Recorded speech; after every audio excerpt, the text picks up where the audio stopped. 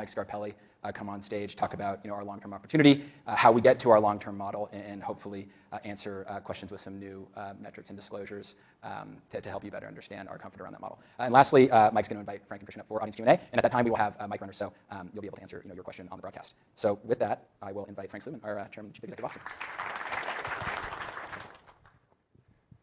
Hello, everybody. How we doing? My most important thing today is to tell you that I'm still here. And I just stepped up on the podium. I wasn't stepping down, so I just wanted to make sure you heard that loud and clear. It's always amazing how these things seem to air on the first day of our conference, when our board member, Mark McLaughlin, and myself and the company sort of emphatically denied the rumors. But that's the world we live in. I hope you had an opportunity to hear our session with Jensen last night, which I think was super cool. The partnership's very meaningful, to us. And obviously, this morning, if that didn't convince you, that we have absolutely a ton going on in the world of AI. You can take a shot now if you'd like, because there's a drinking game going on. Then not much will. But if you need more conviction, we're here today. And I also recommend that you sort of wander around to the partner pavilion, because you can see large language models running in Snowflake containers all over the place. And you'll see a bunch of our partners literally running large language models on Snowflake already. So sort of the train has left the station, and we're running really, really hard to fill in behind that. I think Christian's session this afternoon is really important, because he's going to really lay out the whole framework, all the different ways that we are going to enable these language models. This is really important because we cannot really predict how customers are going to do this. They're loosely coupled, tightly coupled. We see a lot of people using Microsoft's hosting of OpenAI, Azure to Azure type of models. So that's sort of in the Microsoft world is one model, and then there's other models that are being attempted at the same time. So it's very early going. The great thing is we just have this wonderful architecture, and a lot of the things that we just delivered are really intersecting with all the possible options and configurations that people are going to want to entertain. It's not quite as simple as Jensen said last night. I mean, you just go put this AI factory on top of your data, and poof, you just get pelted with insights and intelligence. I like his vision, by the way. I just absolutely love it, but it's going to take a little bit of work to make that all go. So Jimmy just said, when we went public, which is now almost 3 years ago, it feels like dog years to me, but our tagline at the time was mobilizing the world's data, and that is as relevant or more relevant today than it even was then. And when you see this avalanche of AI interest coming at us, it's like this is exactly what we wanted to do, what we're trying to do, and we're just getting a huge help from the world of technology to do things that were just unimaginable not too long ago. As most of you know, I've been around a while, and I told a story about learning COBOL several decades ago, and people then referred to COBOL as a common business-oriented language, which is like, you got to be kidding me, because it was just not very business-oriented, and it certainly was very hard to learn even in those days. But compared to assembler and machine code, it was readable syntax, and it was a step up. And in the 80s, and I was certainly very much alive in the 80s, the movement towards structured data, structured query language. I mean, that was a huge step up. But people then said, hey, this lay people, relatively unsophisticated people can now query these relational databases. Well, obviously, SQL became much more complicated over time. The fact that we're now seeing that we're going the last mile, where we're completely obliterating these limitations that we've lived with since the early days of computing, is just incredible, to me. And you don't even need to be literate these days, because you can just talk to a database and come back with very meaningful feedback and insight. So data, you'll hear about that a lot, is the foundation of AI, and we're sitting on a ton of it. And we're sitting on proprietary data, we're sitting on public data, every combination thereof, every different data type, structured to semi-structured, to unstructured. You heard about it this morning. So this is just a great place to be. Now we're just racing to enable every possible configuration to derive these benefits. So good time to be alive. We said over and over again that if you want to have an AI strategy, you need to have a data strategy.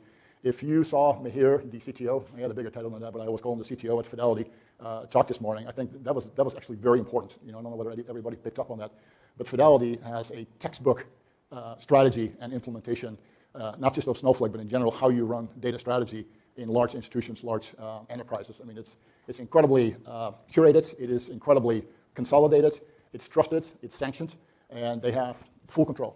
And I cannot begin to tell you that these guys are just primed, for AI, and they know it, right? That's why this is so important. You cannot just take, a data lake, which might sometimes refer to data lakes as landfills, because it's just, full of files. If you think you're going to just, stick a model on top of there and flip the switch and everything will be okay, I think you'll have another thing coming. So it's very, very important, to get your data strategy in order to position yourself, for a lot of the benefits that we're envisioning that we're going to get from AI. Machine learning is well underway. That's a whole separate chapter that we're absolutely fully engaged in. I said, this morning, I mean, we have 70% of our large consuming customers, which are customers that consume more than $1 million a year.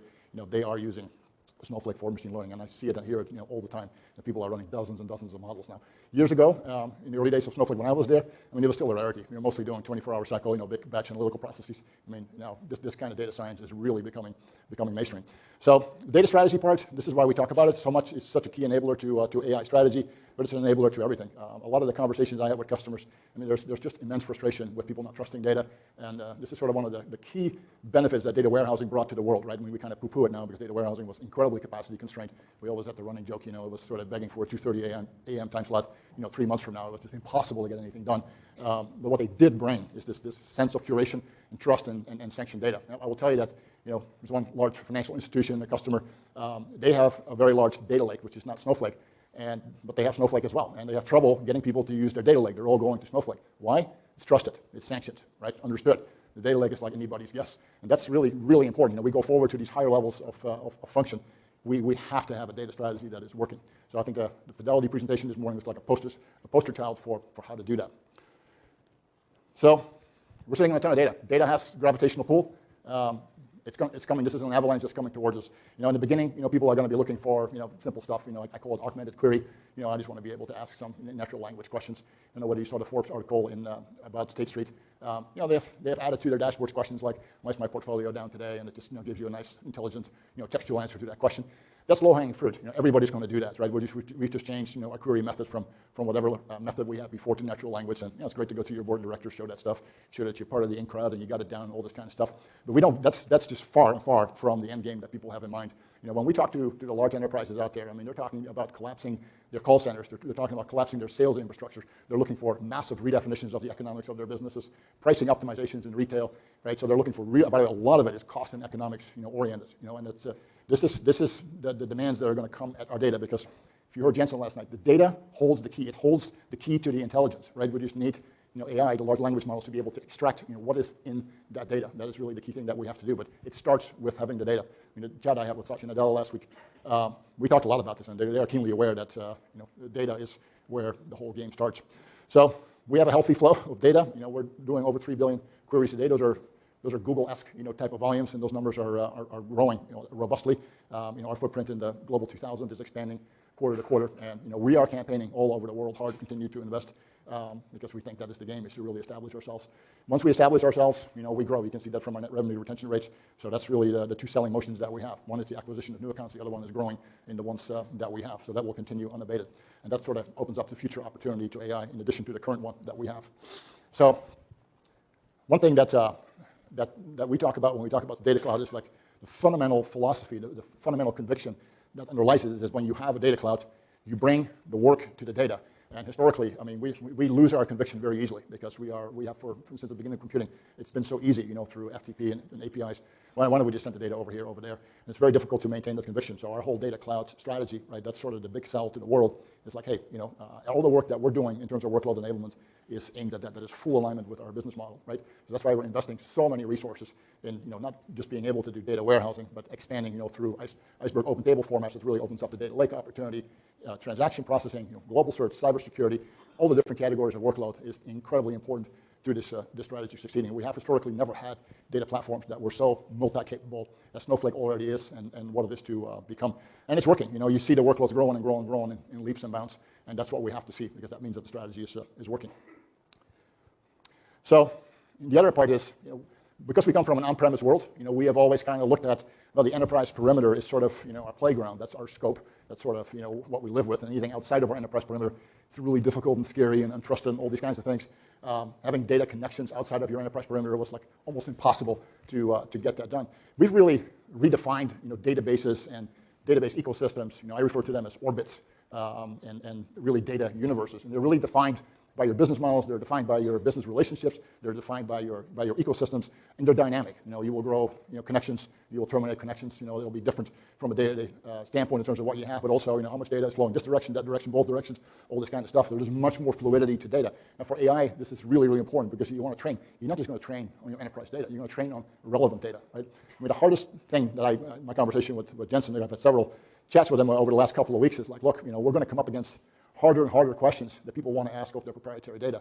And it's like how we enable that. That's really what the partnership is about, because we can't possibly know. We're super optimistic and everybody's high-fiving and all this kind of stuff. But the reality of software, the way we've lived it over the last 30 years, is things are always harder than what we think they will be, and they take longer and all these kinds of things, like building a house. So having a lot of the right resources, but we know we're going to have very demanding requirements to be able to ask hard questions. Last night I brought up the example that I've seen in the business of DoorDash and Instacart and so on.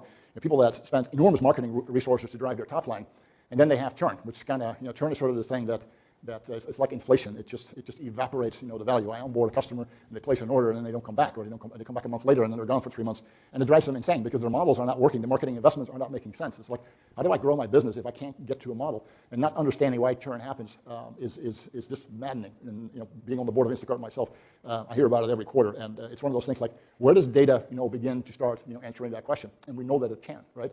So you're getting to the hardest questions that people have in their business in the world of auto insurance, and we have a lot of auto insurance customers between Geico and Progressive, Liberty Mutual, and so on. I mean, they live on telemetry data, right? Because auto insurance, they're driving their costs down, they're driving their prices down, but it's all about pricing risk. Well, the way they price risk is by understanding, what the claims, risk and the claims profiles are for people's driving histories. And they barely need any other data than that kind of data to be able to run their businesses. So some of these insurance companies are doing really well competitively, driving their prices down, and yet their profitability is going up. That's all data, right? So you cannot even conceive of running these businesses anymore without having that kind of data and the analytics and intelligence to be able to extract the value from it. So we see this happening all over the place. Data used to be an assist to running business. Now it is really the core of running businesses. And as we get more and more sophisticated with things like large language models, it will be inconceivable.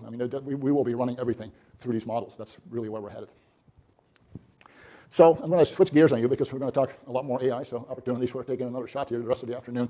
As you know, we signed a contract with Microsoft, and yesterday we went public with that. I think we more or less doubled the size of the contract that we previously had, which was done 2.5 years ago.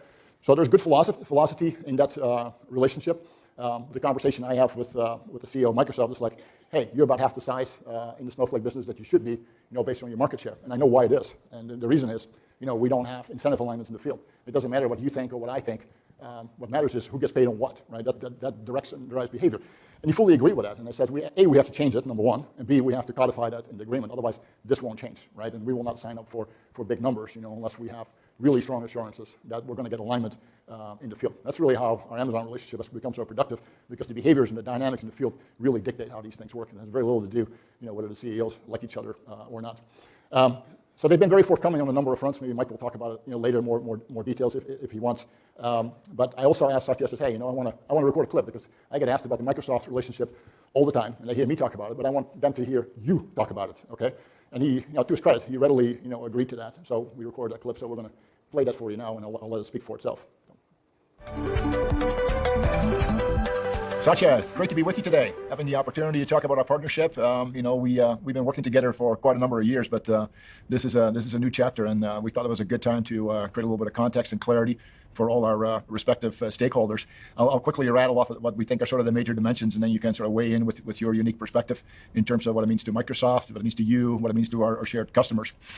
We've been running on Azure for years now. We share thousands of customers already. Azure is really a big part of our world. But this is a dramatically expanded relationship. We did our last contract just a few years ago, and now we're back and we're doubling up the ante here. So the velocity is tremendous. So it's very exciting. Azure has also been the fastest growing part for Snowflake, and as a share of our business, and I think you agree with that, we just have room up, and we're really looking at what does it take to do that. The second aspect is greater field alignment, and this is really an important part to partnership. You and I can have great alignment, but that you get 14 layers down, it's a whole different thing. So I'm very excited about the progress we're making in that regard. And then finally, I think this is really great, working on joint solutions, the ability to co-sell joint solutions, especially in the areas of data science, Power BI, obviously with Snowflake, machine learning and AI, Azure ML, Azure AI. So we're really excited about how the relationship is coming together, certainly from the Snowflake perspective. And I think our audiences are going to be super interested in hearing your perspective as well. So go ahead. Absolutely, Frank. First of all, it's so great to be able to sort of launch this next phase of our partnership. As you said, we've been working together, but I do think that this is one of those points where you are already such a mainstream part of the core enterprise, and so therefore Microsoft and Snowflake coming together to address what are pressing needs of our mutual customers so that they can do more is fantastic to see. And I think you captured it well, right? It starts with really both the Azure platform platform and the Snowflake platform coming together, because they're two mission-critical things for any enterprise. And so the more we can work across all over the world, across all the different types of configurations for mission-critical applications. And so we are excited about the next leg of work that we will do in bringing the best of Snowflake, the best of Microsoft Azure, and at the infrastructure layer.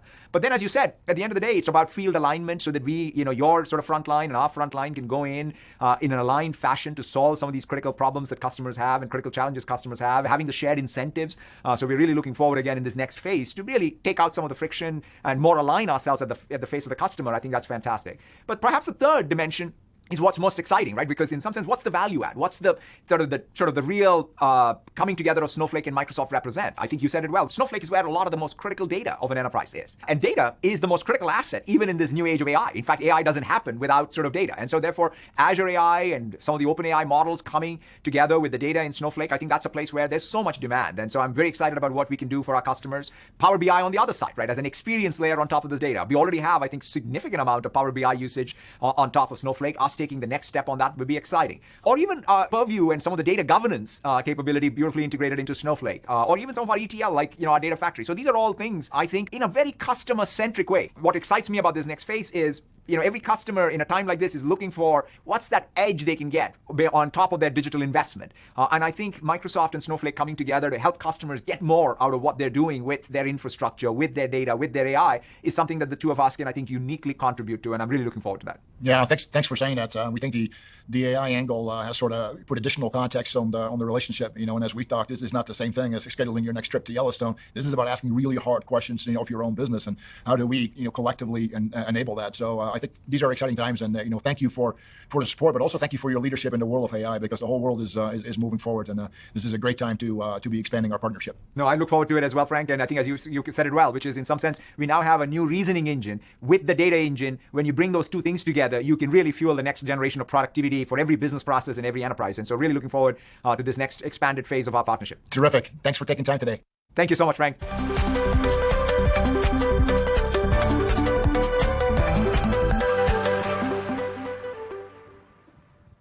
Thank you, Frank, and virtually, thank you, Satya. I hope all of you are picking up on this theme that really Snowflake is at the intersection of this revolution within AI, and hearing Frank speak with probably two of the most important people in the midst of this revolution, we believe is really powerful. And so to lean into more about what Snowflake is doing with our product, I would like to invite up Christian Kleinerman, our SVP of product.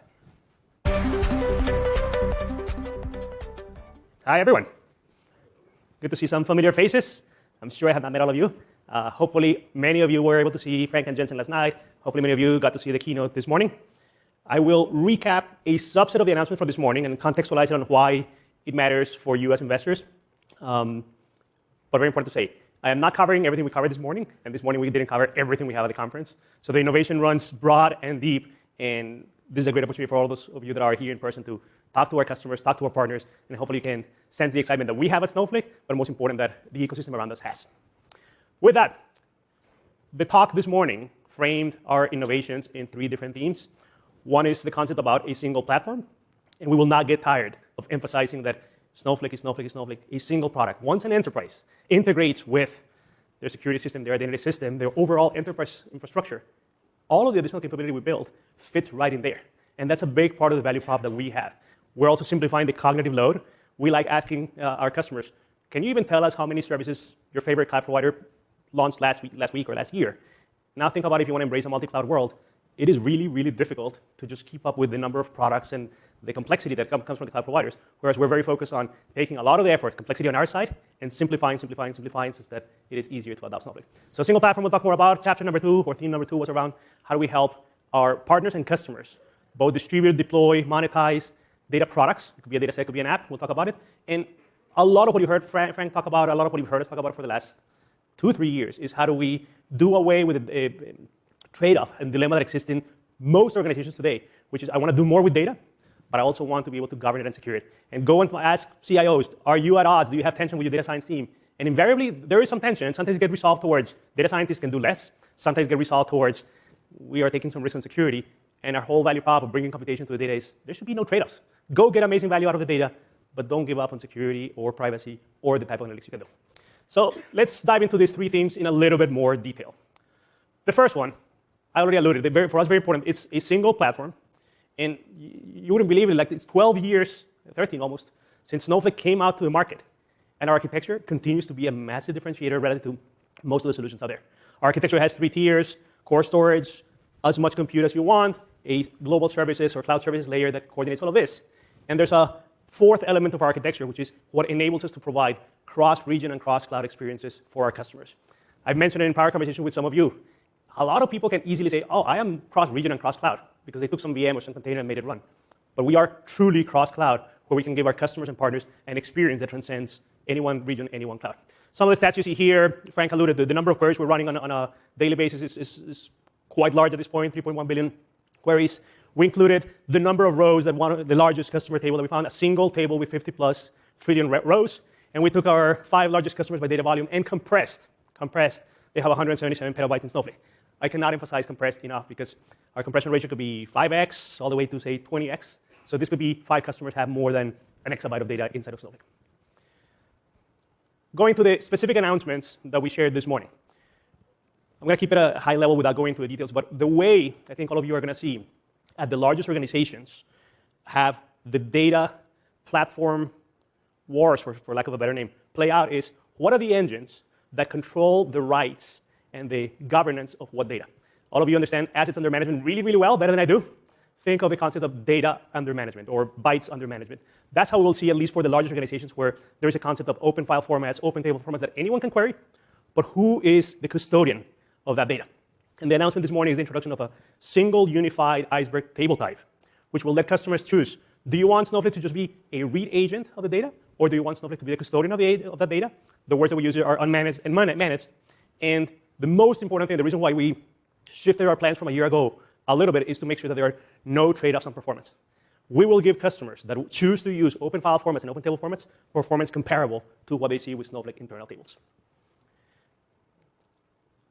We announced, it was October last year, someone should fact check me, the acquisition of Applica.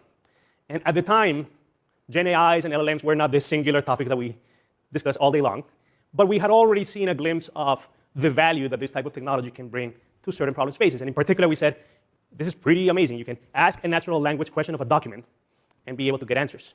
Those answers become structured data, which then you can use for applications or pipelines, or maybe even store in a traditional table.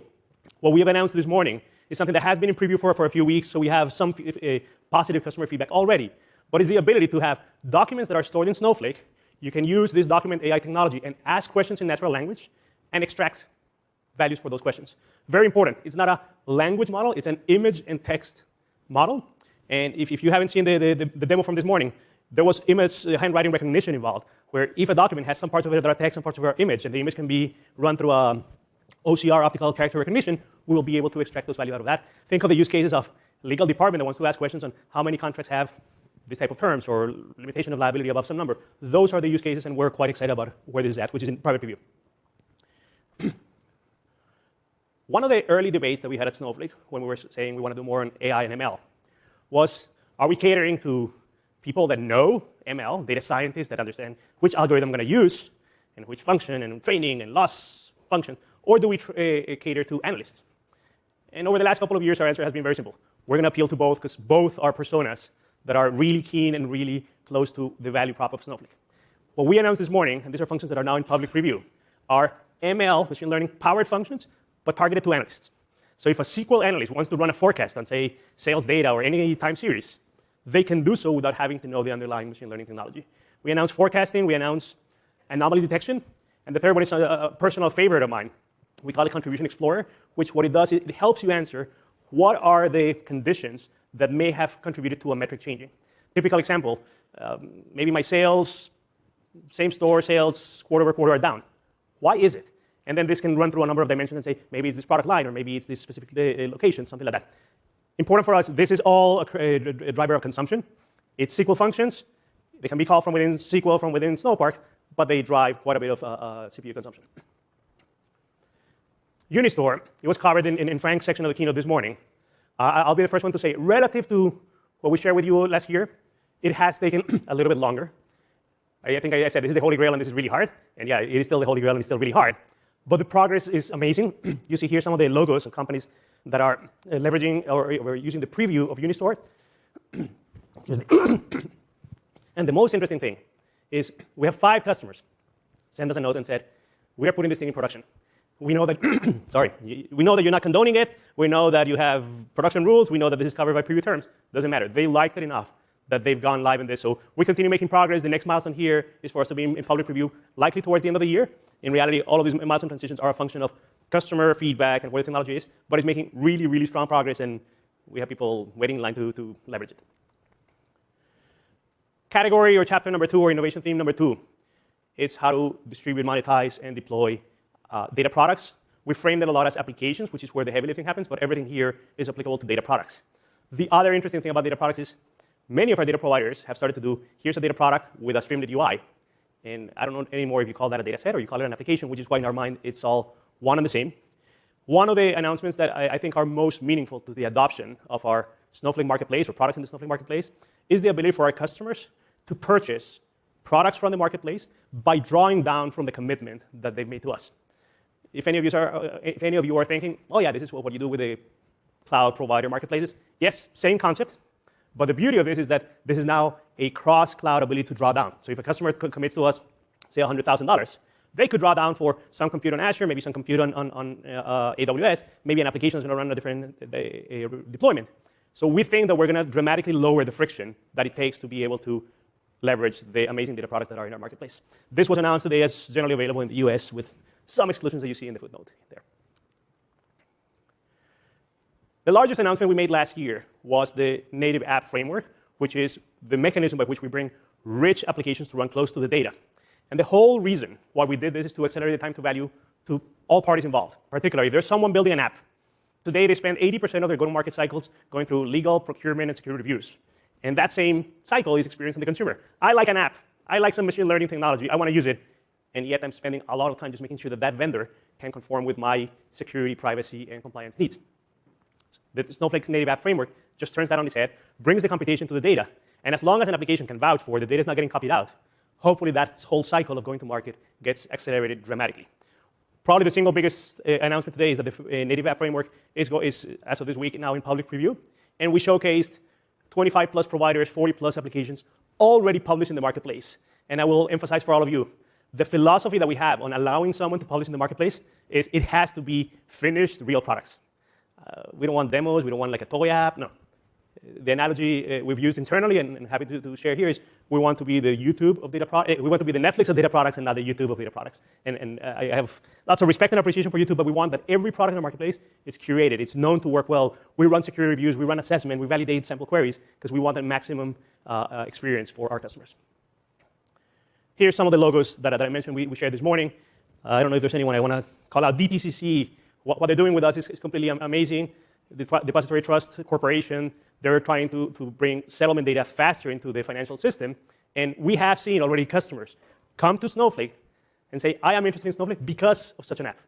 And that's the beauty of what we're trying to do, is not just bring value to our existing customers, but create the data cloud where other customers will feel compelled to come and join. Bloomberg is another recent addition that I'm very excited about. They are now, through a native app, enabling the ability to bring data to a Snowflake account. Third innovation theme, again, is how do our customers get value out of the data without trading off security, compliance, or capability? And very important for us. Every so often we hear, well, but Snowflake doesn't do streaming. Like, Snowflake has been doing streaming since a little bit over Summit 5 years ago. A little bit over. That's when we introduced Snowpipe and streams and tasks. So streaming has been in the product for a long time.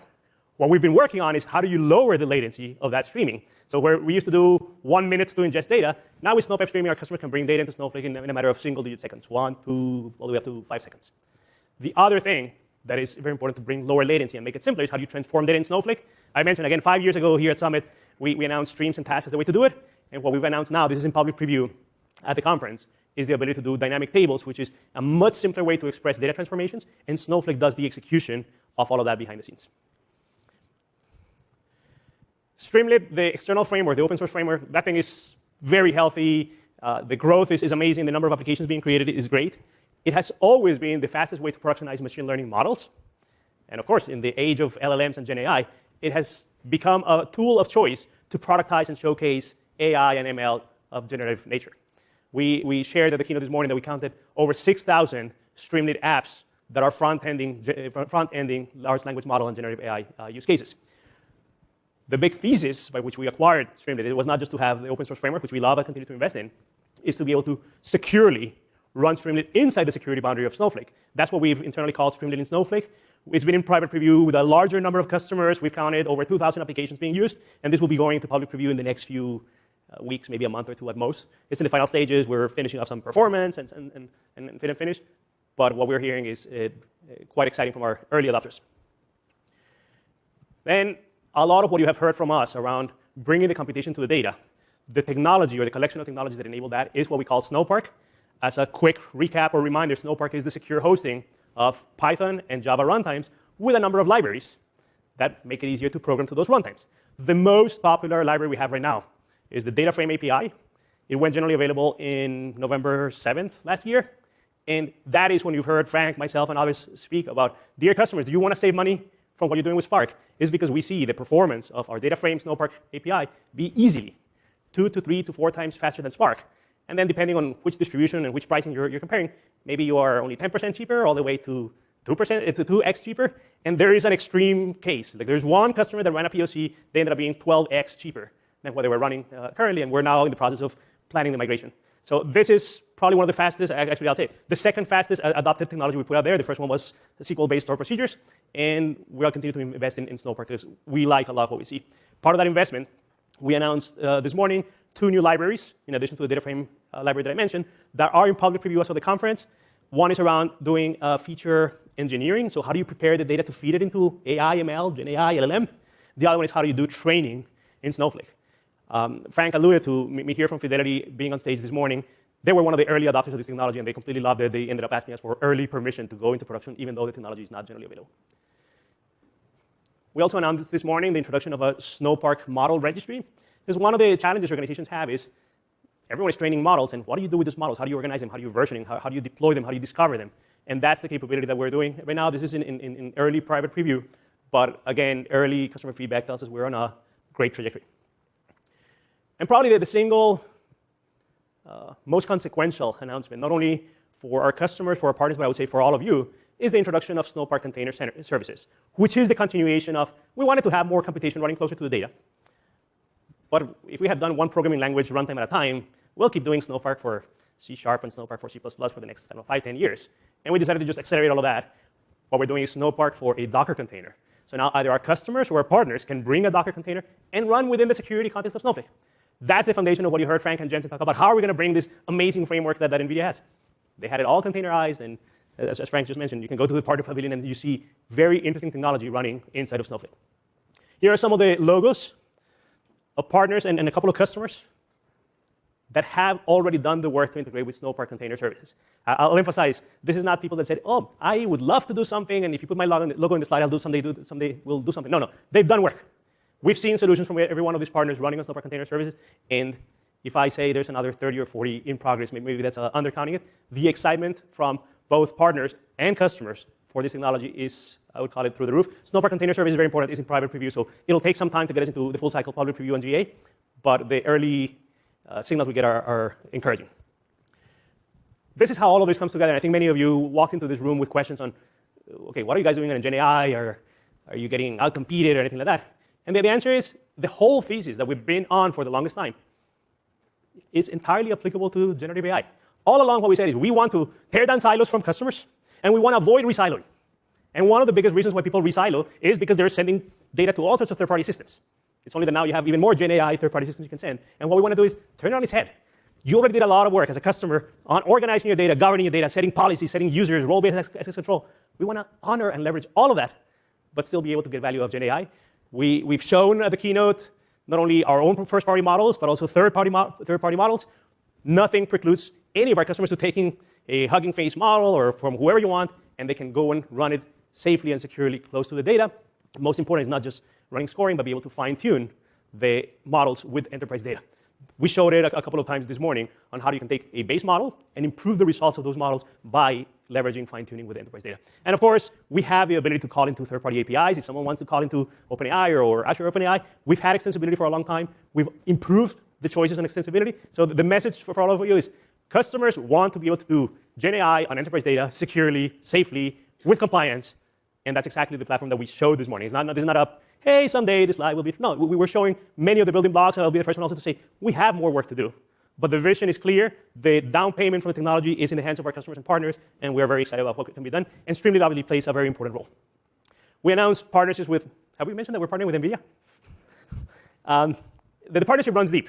To be very clear, we're hosting their Rapids library, and we showed this morning ML training running, I think it was 4 or 5 times faster than running on CPUs.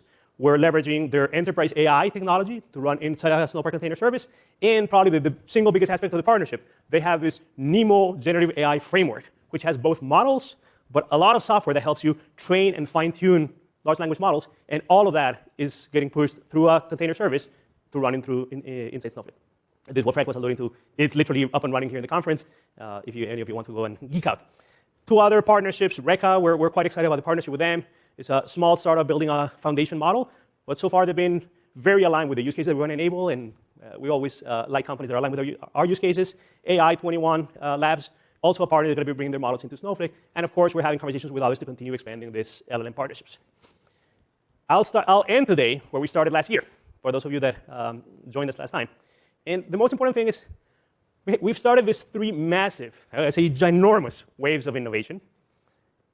We decided this year to do not only 2014 plus, because the plus means it's not that we're done with analytics. That disruption is starting. Many of your organizations, of you in the room here, you know that you still have 80, 90% of data on-prem and still trying to break down silos. So that disruption continues. At the same time, the disruption and collaboration continues. This is where data sharing and function sharing and application sharing is a part of it. And you're going to be able to have native application and container services. All of that is part of it. And of course, app development. How do we bring all of the interesting use cases, whether it's cybersecurity or supply chain or marketing analytics? We want to be able to deliver a different platform where data is not copied over and over and over and siloed and resiloed all the time, because we know that it just simplifies the time to value of all of these use cases by vertical and by horizontal. So we're extremely excited about all 3 waves of innovation. They're all making progress, and hopefully at the conference you'll get validation of the progress we're making on all of these.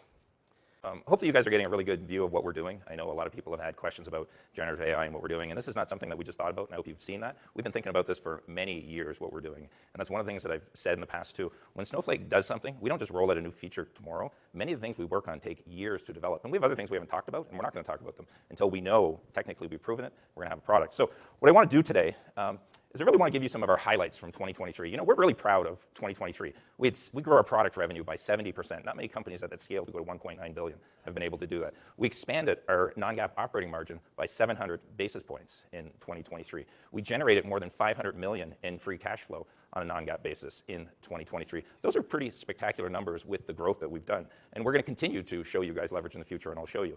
So let's talk about where our growth opportunity is from here. You know, Gartner has come out with this new market thing. Our market is growing, and what I really want to get across here, whether it's 290 billion or 270 billion or 3, it's a massive market opportunity. This is not one person take all. There's going to be many successful people in this market, but we think we're going to get more than our fair share of this market. And I want to remind you too, it's also a very competitive space with the 3 largest hyperscalers in the world, Google, Microsoft, and Amazon. You can see from our announcements that we've had with our recent one with Microsoft and AWS, we have very good partnerships there, very good go-to-market alignment, which is getting better. Google is the one we still need to work on, and we're open to that. They're just not as open to it.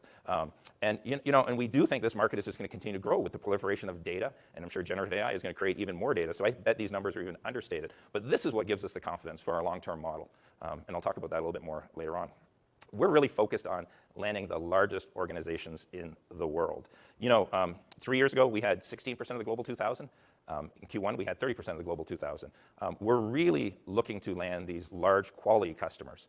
It's all about quality of customer. And we have a long runway in front of us with these customers. Many of them are in the very early innings. Some are still in the warm-up stage before even going into the game in terms of migrating data to Snowflake. So I talked about quality, and I've said this before. Many people ask about, your customer ads. I really don't focus on our customer ads. I focus on our large customer ads, those quality customers. And this is what I really focus on. Who are those customers that are going to be able to pay us $1 million a year, 5 million a year, 10 million a year, 20 million a year? We will have customers, and many customers paying us north of 50 million a year. And we're at that stage right now with a few of our customers. So as of the end of 2023, we had 330 customers paying us north of $1 million a year. You can see that was up from 80 in 2021. We have 60 customers paying us more than 5 million a year. That was up from 13 in 2021. And 20 customers are over 10 million, and we have 10 customers that are north of 20 million a year. These numbers will continue to grow with Snowflake. And it's surprising me, even our largest customers, I thought 2 years ago they were probably as big as they were going to get. And we're still identifying opportunity, and they're continuing to grow with us.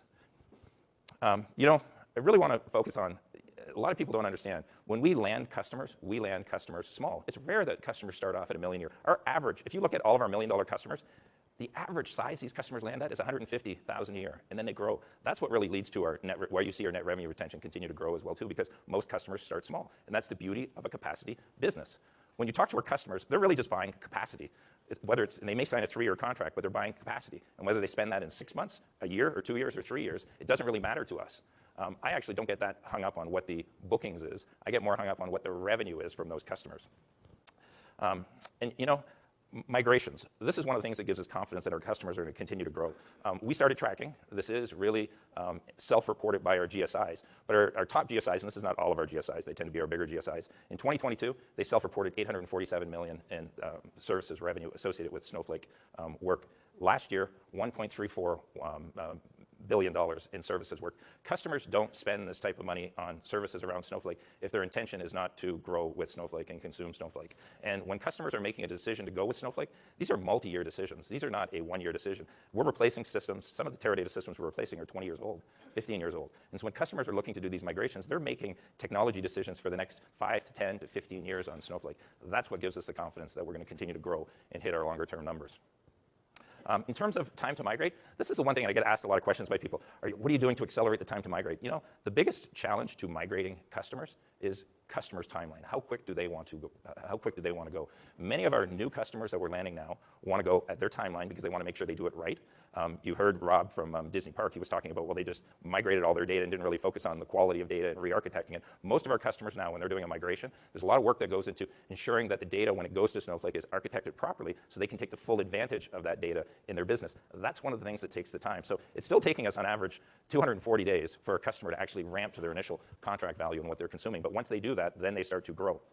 And I also want to stress too, it's labor intensive too. You can have the best migration tools to convert code, but it's billions and billions of lines of code that are getting translated. But you got to make sure everything is right. And there's time that still goes into this manual time to make these migrations successful. Our expansion patterns. If you look at our recent NRR in the 150 range, that's actually back to where it was in 2021. I would say that 2022, there was probably a little bit of euphoria with customer spending, and now we're seeing it more back to what we would say was normal. I'm not saying it's not going to go down. I don't think it's going to stay at these rates forever as our customer base continues to grow, but it will be above 130, and I've said this many times for a very, very long time. But what's interesting is when you look at our Global 2000, our large customers, this is what I like, their net revenue expansion rate has been very stable. These are the ones that are a lot more disciplined on doing these big migrations. They take their time, but they are growing, and they will continue to grow. So I really like the net revenue retention within these Global 2000.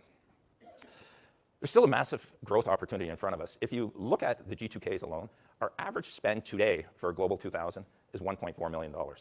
Our customers, those 330 customers I talked about that are paying over $1 million a year, their average spend is $3.7 million. There is no reason why a Global 2000 can't spend $10 million plus on Snowflake. I'm not going to say it's going to happen overnight, but these guys have massive IT budgets in what they're doing. That is not a big dollar for a Global 2000. Our top 25 customers, on average, spend $18 million a year.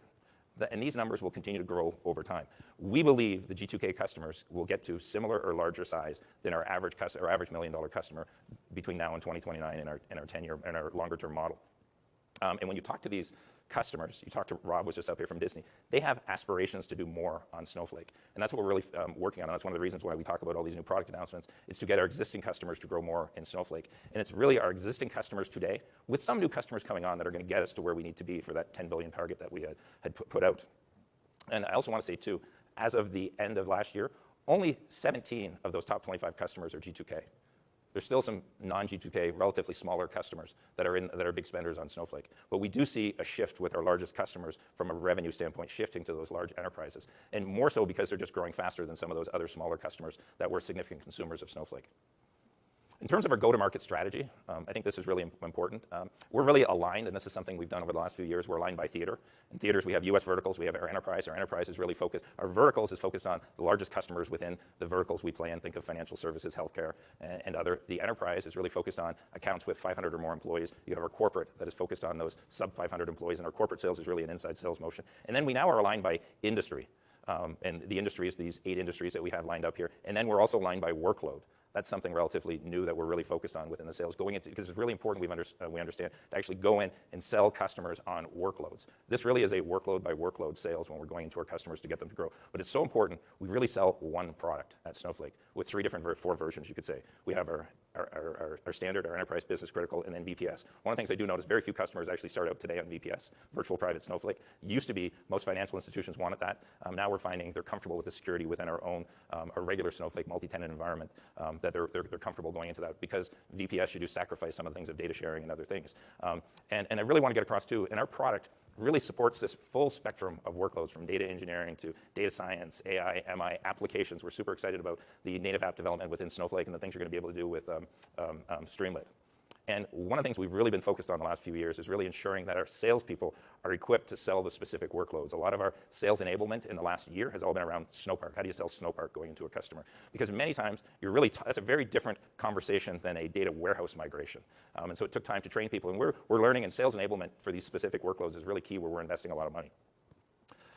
In terms of when organizations land on Snowflake, they arrive with complex data estates. It was interesting. The gentleman from Fidelity, if you saw when he was up there, he talked about they had 170 different data silos that they want to migrate. And what's interesting, they've been 3 years into that journey, and he still said they have another 18 months to go. These are long. They'll be 5 years into this journey before they fully migrate all this stuff. And I want to get that across to people. These take time. They take a lot of time. And some customers, I think, are going to take 10 years. But the first thing most customers want to do is they want to really consolidate their data silos. What Frank talked about, to really get the benefit of AI, you need to have your data in a very structured, architect properly in one location. That's what our customers are focused on doing. And I also want to stress too, we migrate a variety of legacy vendors into Snowflake, whether it's Teradata or your traditional data warehouses, Hadoop, a lot of SQL, a lot of things we're migrating. But when we win, we're really winning workload by workload, and these expansions take years. And each opportunity, this is important too, we may have won one workload, but when we're trying to do another workload, we're competing with someone else for that workload. It's not just given to us. Our salespeople have to be involved in those customers, and that's really important. A lot of people think, well, it's kind of like an annuity. Once you sell a customer, why do you need to have salespeople? You always need to have salespeople in there, because you're always going to be attacked workload by workload, whether it's by the hyperscalers or some other technologies out there. Yes, I do listen to you, Chris. That's why we need to pay salespeople. It's actually really important. And we do a lot of migrations. You know, in 2023, we did 2,410 migrations. We replaced over 3,000 vendors within our customers, and these will continue. And it takes a lot of, and this is why it's super important to us that we have relations with GSIs. We get them to build practices, because we can't do all this work. Yes, we have a PS organization, but we need our partners to help this, that are in it, our customers. And also, you need those partners to actually advocate for you so that you're getting the work and not someone else. Snowpark. In November 2022, we talked about Snowpark for a while, but in November 2022, it became available for Python. It was generally available. This new capability brings a new competitive landscape. It's really unlocking new workloads for us, and it is taking off within us. We're now replacing Spark, EMR, and Databricks, and I have the data. I can see that. These are not legacy solutions. We compete against each incumbent vendor in this space. Snowpark is taking its share. What this graph is showing you is two Spark technologies that are running within our customer base. I can see that. The blue at the bottom is Snowpark, and you can see how now Snowpark consumption, this is looking at daily credits, what they're consuming is now outpacing Spark number 1, and it's going to surpass Spark number 2. And so what you're seeing also is those ones we're growing within our customer base, we're growing much faster than them. So we feel that Snowpark is being very successful, and it will continue to grow. But once again, we're still in the very, very early innings. Christian talked about the price benefit of Snowpark, and it's anywhere from 2x to 12x. We have one financial services customer that actually replaced Databricks, and they saved $4 million a year by doing this, and a huge cost benefit to our customers. And you may say, well, why is it that it saves those customers that much money? You have to remember, these Spark workloads that are running in our Snowflake customers, they take the data out of Snowflake. There's a cost to move that data. They do the Spark outside of Snowflake. Then they push that data back into Snowflake, and there's a cost to do that too. Plus, they're incurring the compute and storage costs while it's out of Snowflake. And if we can show customers you can do it at the same performance or better running it in Snowflake at a fraction of the cost, why would you move that data outside of Snowflake? Not to mention, you have much better governance and security on that data. You know exactly where that data is. And so we are seeing a lot of really good traction with Snowpark, and we're pretty excited about that as well. And what I will say is we've done a lot of successful POCs. We've done a few customers that have migrated into production. Those are in the very early innings, and there's a lot that are planned over the next 6 to 12 months. Because once again, it is a migration again. It takes professional services to do these migration of these Spark workloads to Snowpark. And customers need to prioritize it, and they need to have their people involved in doing these things, so they take time.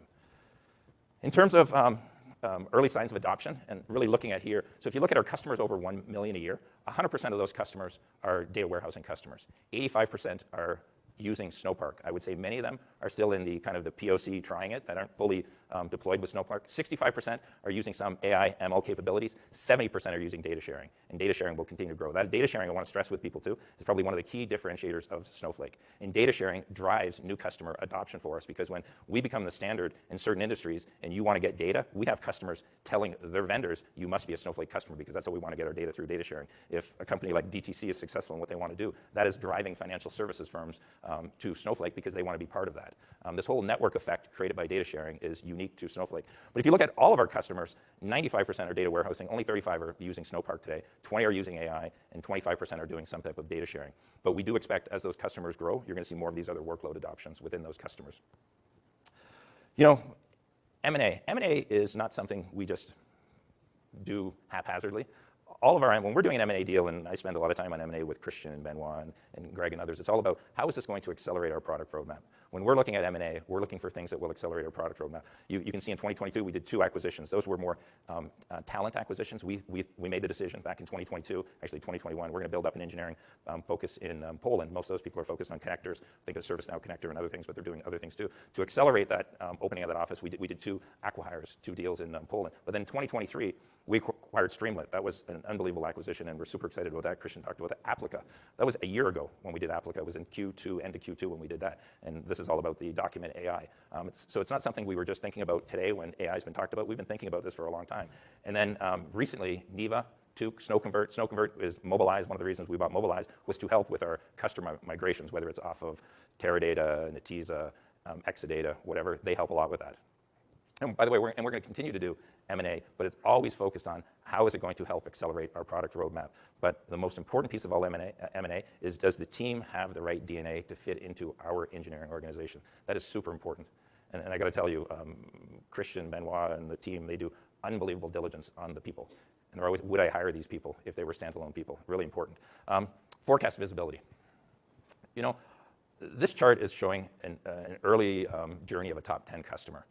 And over the course of a few years, this customer signed multiple contracts to support their consumption. And you can see the dark blue line is, that's the contract they signed, what the contract rate is. The blue line is their product revenue. And you can see here that some quarters, the ACV is below the revenue. Other quarters, it's above the revenue. And the important piece about this is, what I'm trying to show people is, we don't predict our future revenue based upon bookings. We predict the future revenue based upon what our customers are consuming today, looking back historically, and how we expect them to grow. If you look at our models, they're not driven by bookings at all. Yes, it is driven by number of new customers, but it's not the dollar amount or the bookings amount of those new customers. And that's a really important thing, and it's different in a consumption model like Snowflake versus a SaaS company. That's why we never talk about bookings or billings. Yes, we disclose RPO because you're required to do that, but that's not how we forecast our business. Big topic that a lot of you have been talking about recently. It's not something new to us. We've talked about optimizations all the time. And I will tell you, optimizations will continue to happen in a year from now, 3 years from now, 5 years from now, just like they've happened since day one of the history of Snowflake. But there's really 3 buckets of optimizations that happen at Snowflake. We control 2 of them. The third we don't control. The first one is the CSPs, Amazon, Azure, Google. These are hardware improvements. And I want to stress too, and I've said this in the past before, not all hardware improvements benefit our software. Yes, Graviton 2 had a big impact on our software performance, and our customers get the benefit of all of these things. Snowflake software improvements, probably last year or 2 years ago, one of the big ones was storage compression that Christian talked about. And I want to remind people, every 2 years we generally have new storage compression that comes out, and our customers get the benefit of that. But there's also things like our warehouse scheduling service. There's going to be another big one that's going to come out next year, which is going to be auto warehouse sizing for customers. That's one of the biggest challenges for customers today, is how do you size the right warehouse so you don't have you're not paying for a bunch of capacity you're not using for when you're sizing those warehouses. That will be a software improvement. We control those. We control how they get rolled out. If you were at the session this morning, one of the engineers, Allison Lee, she talked about last year they built this tracker, and this is gross, not net. They estimate that it was a 15% performance improvement for our customers because of the improvements that happened in software, but it's also the hardware coming into there as well too. Net benefit, I want to remind people, we expect a net 5% revenue headwind every year due to the hardware and the software improvements. The third bucket is customers. And customer optimizations are very different. We do expect they're going to continue to happen. You heard Rob from Disney talk about, well, they just loaded all their data into Snowflake, and then they had to kind of really clean up that data. That is an efficient spend they had on Snowflake. That was an optimization they went through. Those are typical things that customers do. I've talked about in the past that another thing that customers do, when you load your data into Snowflake, you index your data. When you have the data indexed, it's easier to search, it runs more efficiently. If you're loading data and you don't index it, or your indexing gets out, your queries don't run as efficiently and it's not as accurate. So we have customers that are going in and re-indexing their data. These are normal things, and they'll always happen within customers. They're not new to today. We talked about on the last earnings call, we had one large customer. It was another division of maybe the person who was up here. They decided to reduce their amount of storage from being 5 years retention down to 3. That was 7 petabytes of data. In that customer's mind, that was an optimization. They're still doing the same amount of work on Snowflake. They're just not running those queries against the same amount of data, so it saves them a lot of money both on the storage and the compute side. That is a choice that a customer makes, but we don't control that stuff. So I really want to stress that customer optimizations are always going to happen. We don't control them, but they will always happen, and we expect them to happen. FY29 targets. We still feel very confident that we will reach $10 billion in revenue, in product revenue, in 2029.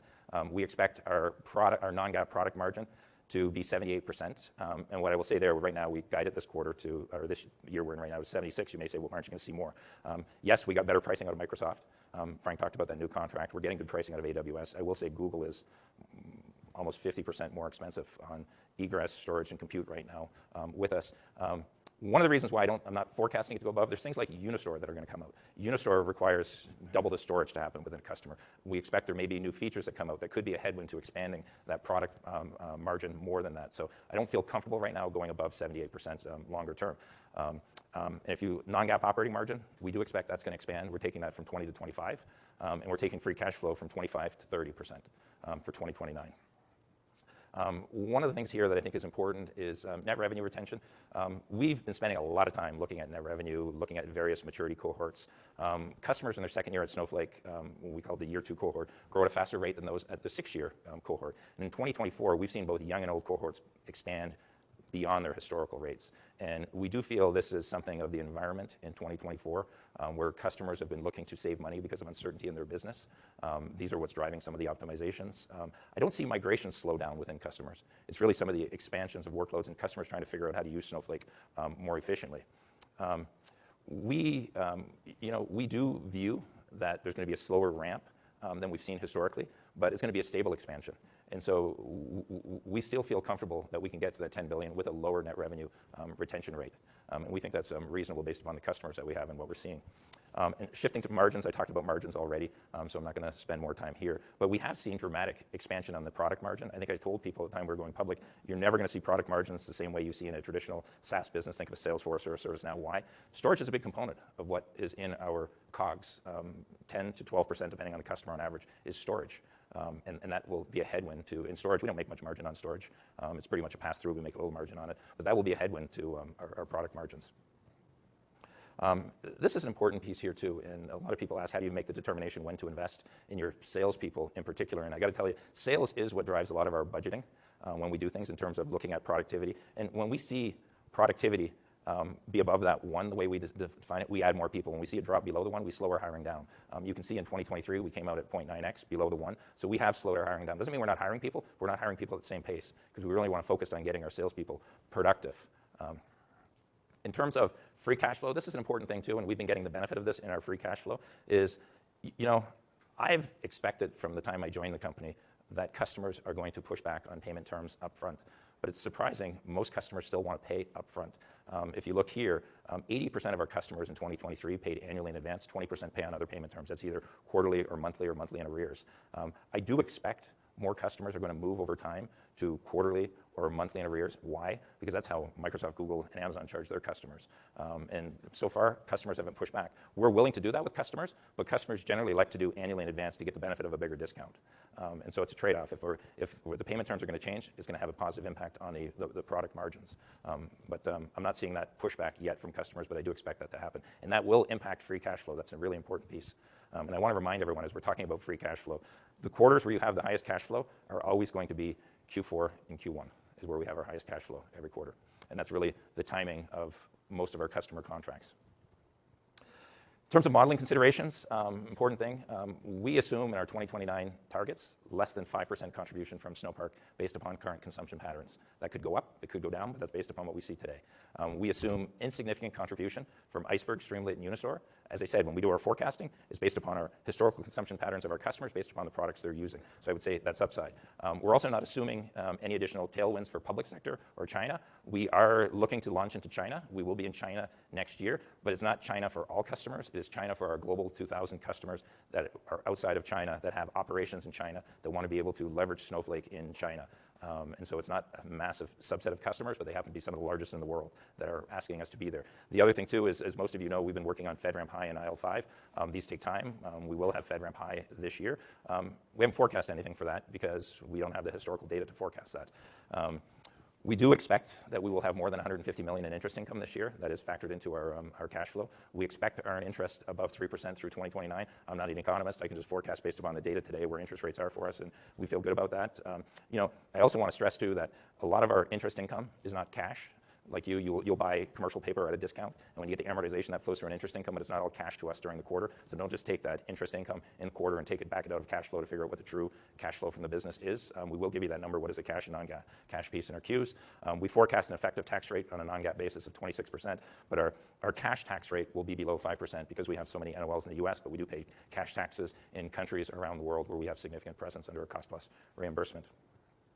Dilution. This is one of the biggest topics that people always want to talk about, dilution. When we look at dilution, we really don't focus on SBC. I look at dilution, and the reason being is dilution is the best indication of current grant behavior, where SBC really reflects the trailing 4 years of grants coming through. In 2023, the vast majority of our grant amounts went to new hires and R&D employees. I'll just show you. So you got our R&D, most of our grants, and then our other new employees, you can see 14%, and then our refresh grants to our existing employees were 25% of that pool. R&D employees did account for 61%. I do think in the future, we will continue to grant more skew towards R&D. Salespeople tend to get more cash compensated on the sales side. You perform, you get paid.